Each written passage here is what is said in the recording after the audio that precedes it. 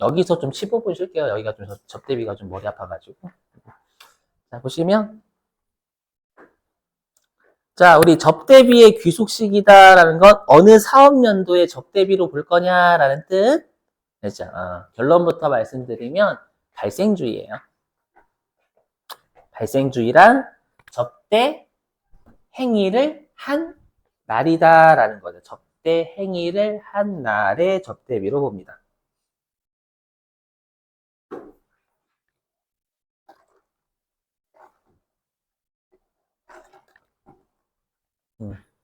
접대 행위를 한 날의 접대비로 봅니다. 외우시고.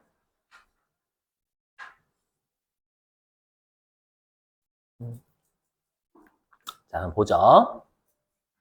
자, 보시면 여기에서 이제 또 유보 추인도 좀 설명 좀 드릴게요. 유보 추인. 네, 보시면 여기요.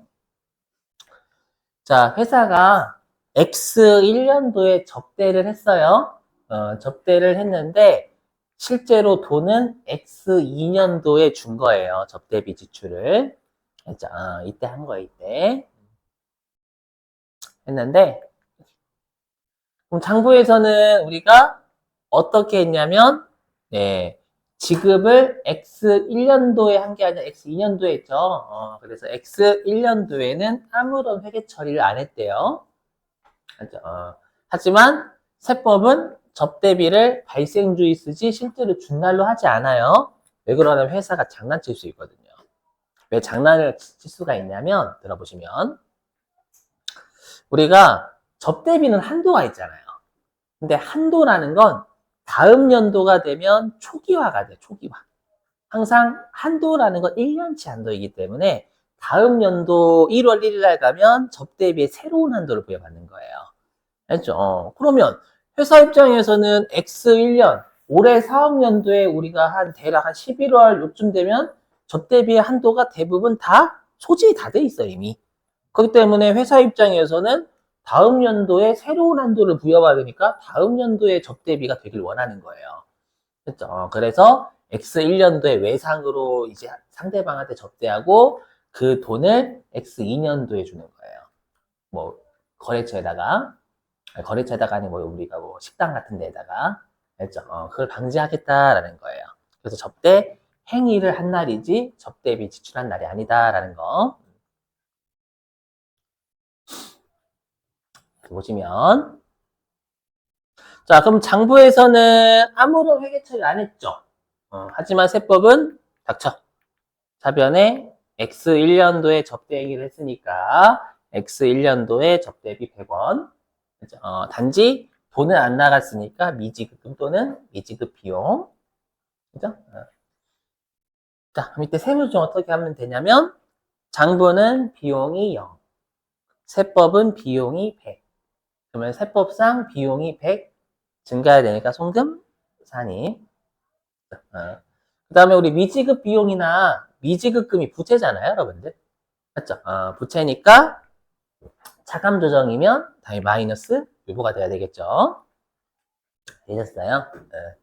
자, 그랬다가 자, 이거는 그러면 시험에 한 번도 낸 적은 없어요. 낸 적은 없는데 만약에 시험에 이렇게 나오면 어떡할까요? 시험에서 손익계산서상 접대비는 1,000원이라고 주는 거예요. 그럼 우리가 불러올 때 1,000원으로 불러오겠죠. 그럼 여러분들은 1,000원으로 그냥 그대로 내버려 두셔야 돼요? 아니면 어떻게 해야 돼요? 그렇죠. 이거 두 개의 차이가 접대비가 100원 차이 나잖아요. 근데 우리가 한도랑 비교해야 될 건 세법상 금액하고 비교해야 된단 말이에요.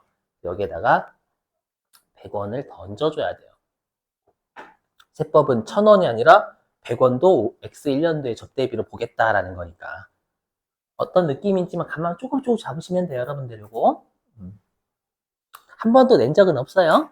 그래서 혹시나 높아심에 그래서 가끔씩 너를 죽이겠다.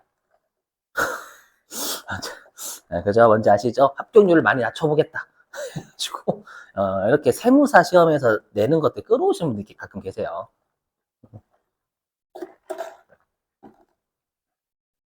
주의하시고.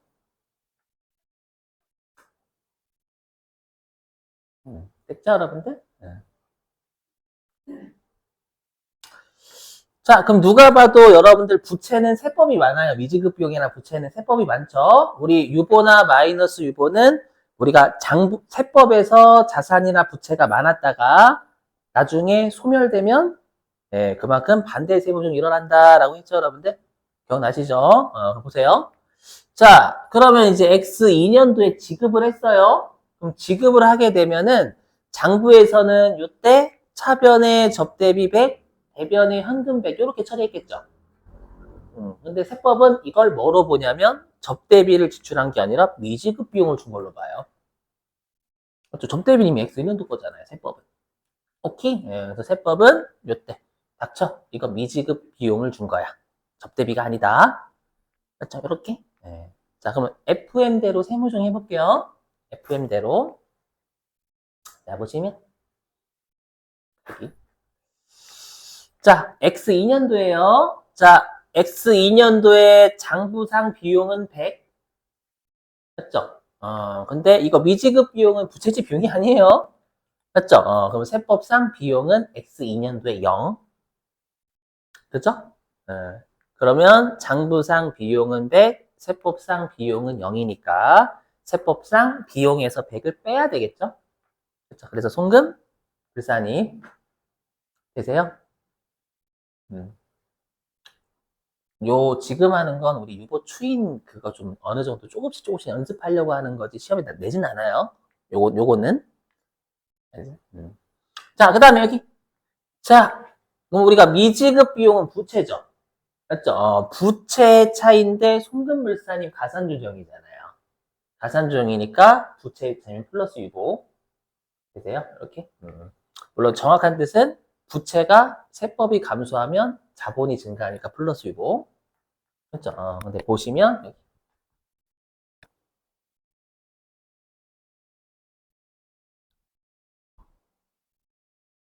뭐예요? 마이너스 유보 추인하는 거죠, 지금. 왜 추인하냐면 우리가 지금 세법에서 미지급 비용이라는 부채가 100원 많았잖아요. 맞죠? 그럼 우리가 미지급 비용이라는 부채는 언제 소멸해요? 소멸. 지급하면 소멸하죠. 미지급 비용이니까 지급하면 미지급 비용이라는 부채는 소멸된단 말이에요. 맞죠? 그래서 지급했다라고 나왔잖아요, 여기. 그러면 차이가 났던 세법에서 많았던 부채가 소멸이 되니까 바로 반대 세무조 하시면 되지 이 분계는 안 끊어도 된다라는 거예요. 그죠? 그래서 지금은 여러분 요럴 때 추인이 되는구나 라고 조금씩 밀려나가시는 거예요. 그죠? 완벽하게 하는데 줄것 같아. 아니에요, 그거. 처음부터 이렇게 추인을 잘하는 사람 없어요. 그죠? 조금씩. 자, 됐고요. 자, 이제 한도는 쉬워요. 한도는 5분도 안 걸려요. 진짜 5분도 안 걸려요, 여러분들. 접대비는 한도 전 단계가 시간이 오래 걸리지 한도는 쉬워요. 컴퓨터가 알아서 해줘요.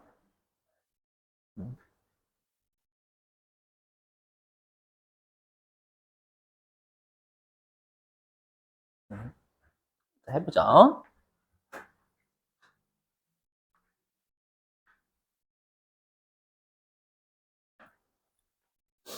자, 보시면 자, 일단 접대비의 한도는 1 또는 1 더하기 2인데요. 1이 뭐냐면 우리가 기본 한도예요. 기본 한도. 기본 한도. 요건 말문제로 가끔 출제합니다. 말문제로. 기본 한도가요. 1년에 1,200만 원이에요. 근데 중소기업은 3배를 더 줘서 3,600만 원입니다. 네.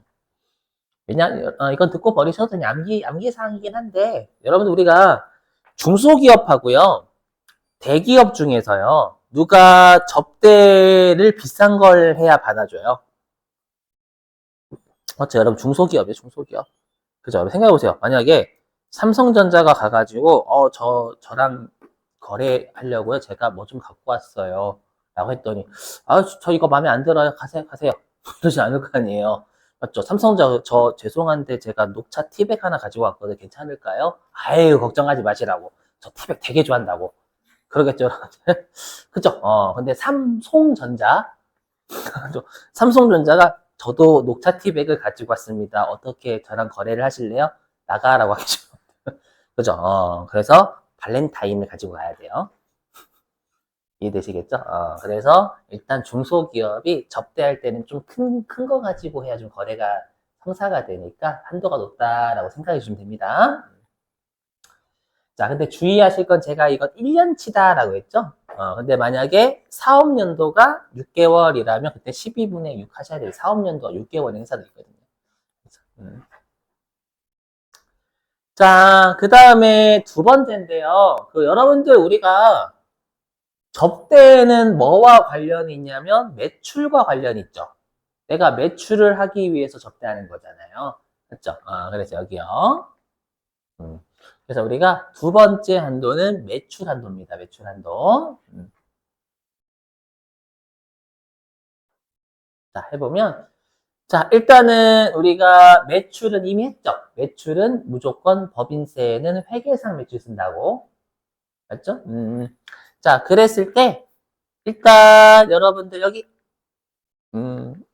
이건 안 보셔도 될 게 이미 다 했어요. 우리 5장에서 이미 했죠. 그렇죠? 회계상 매출이니까 매출 애누리 같은 거 빼고 그렇죠?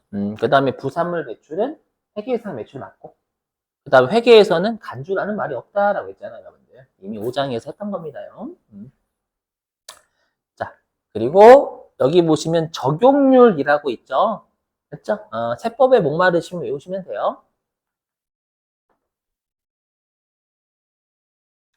선생님, 저는 애들한테 자랑하고 싶어요. 라고 외우시면 됩니다. 그렇죠? 여기 매출액이 얼마까지는 적용 이렇게 돼 있어요. 읊어보세요. 친구들 일단 네이버 검색하고 읽고 있을 거예요. 이거, 컴퓨터가 알아서 해줘요. 자, 그리고 여러분들 여기는 뭐를 입력해야 되냐면 특수 관계자의 매출도 입력을 해야 돼요. 그래서 여러분이 특수라는 곳에는 특수 관계자 매출 입력한다라는 거 좀 외워주시면 됩니다.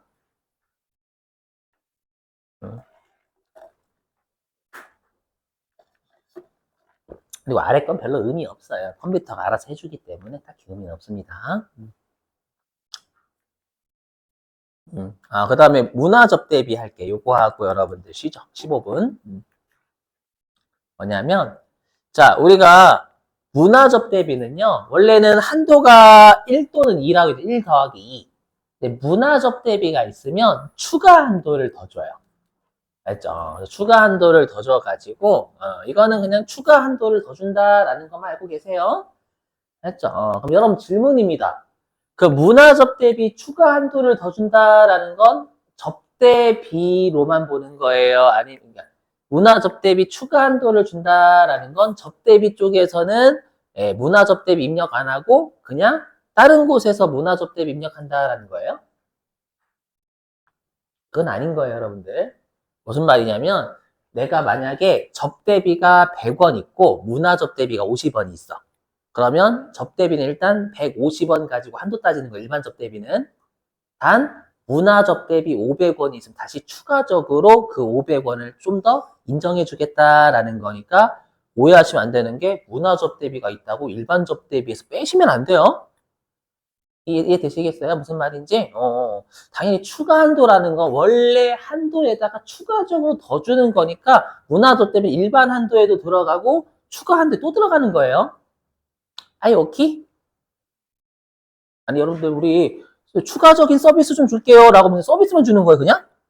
저기서 내가 밥 먹으러 갈 때 추가 서비스 제공하면 가가지고 저 죄송한데 제가 삼겹살 먹으러 왔는데 여기는 서비스만 주시는 건가요? 재미없어? 삼겹살도 주고 나머지 더 주는 거잖아 요 그죠? 오케이 그죠? 그럼 밥은 없어 그죠? 되시겠죠 무슨 말인지 맞아. 생각나는데, 이번에 그 원장님하고 토요일 날 그 밥 먹으러 갔었거든요. 저기 영통에. 밥 먹으러 갔는데, 이 제목이 보쌈 한상이에요. 보쌈 한상. 해가지고 거기에서 그 뭐 냉면하고 그 뭐지, 곰탕에다가, 보쌈 이렇게, 그러니까 이렇게 돼 있어요. 보쌈 한상이면 어떻게 생각해요? 보쌈이 메인이고, 그죠? 냉면하고, 그 뭐지? 곰탕은 좀 작게 나오는구나. 해가지고 봤더니 거꾸로 나온 거야. 부산한 사람. 곰탕하고 냉면이 그대로 나오고 보쌈이 한 7개? 해가지고. 그죠? 이거 낚인 거. 그렇죠. 맞죠. 그거랑 같잖아요, 여러분들. 주객전도. 아닌 거예요. 맞죠? 아무튼, 이건 개소리고, 승질 나가지고 이렇게 다 해봤어요. 저는 다행히 곰탕을 시켜도 원장님은 냉면을 시켜가지고, 그죠? 승질 나죠. 냉면 후식이자 누가. 자, 아무튼, 예. 자, 이것까지만 하고 여러분들 쉴게요. 이것까지만. 뭐냐면, 이것도 시험에 최근에 한번 냈어요. 뭐냐면, 보세요. 자, 예를 들어 볼게요. 내가 만약에 접대비 지출을 1,000원 한 거예요. 했죠? 접대비 지출 1,000원에 10,000원 했대요. 10,000원. 10,000원 했는데 내가 증빙이 없는 접대비가 얼마가 있었냐면 3,000원이 있었던 거예요. 3,000원. 그러면 이때 송금 불산입 3,000원 사회 유출 됐겠죠? 증빙이 없으니까 상여 같은 걸로 맞았을 거예요. 되셨어요, 여러분들? 예. 그리고 접대비의 한도는 1,000원이다 라고 가정해 볼게요. 알겠죠?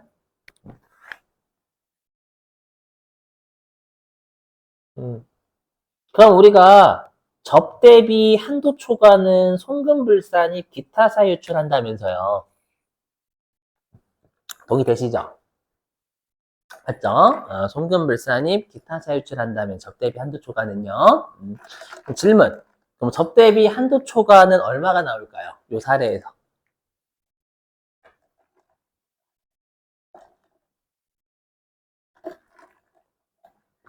6,000원?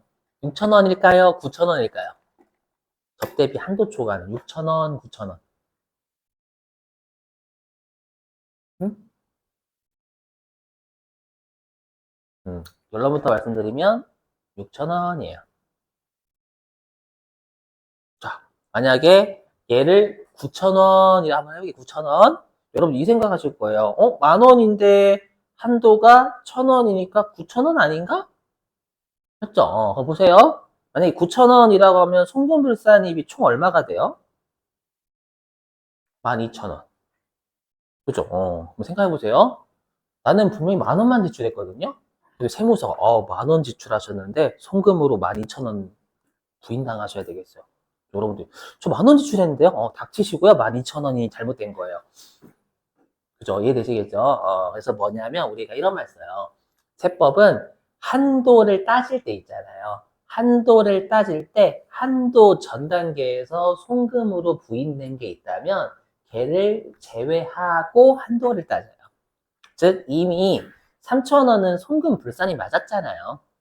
맞았는데, 다시 요 3,000원을 여기에 포함시켜가지고 한도를 따지면 3,000원은 2번 부인이 돼버려요. 그죠? 그럼 당연히 10,000원 중에서 이미 3,000원이 송금 불산이 됐죠.